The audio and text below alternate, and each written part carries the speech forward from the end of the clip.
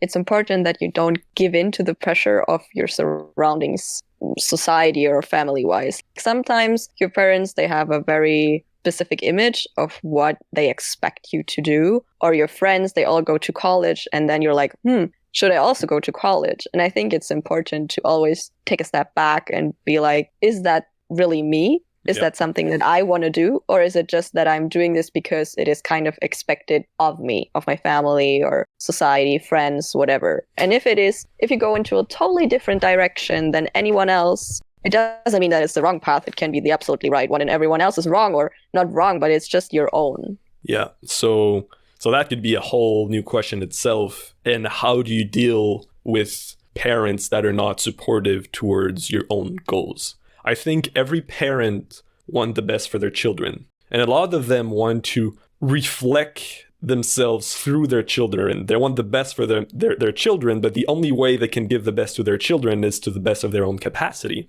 And their best is not necessarily your truth or your desires. So sometimes a lot of parents put some pressure on their children for them to grow in a certain way. But once you grow older, you realize that your parents, your surroundings, or some adults are not, and I don't want to diminish anyone, but are not necessarily the smartest, or are not the best in, how can I say, like either emotionally, or they're not the best in conveying their intentions. Like everybody has their own flaw.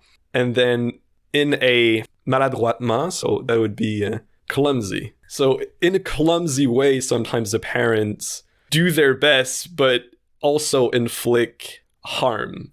And it's not because they don't love you, it's just that it happens indirectly. So in that moment, and I remember looking at a Gary V podcast, and he said, just respectfully acknowledge what they have to say and then do your own thing.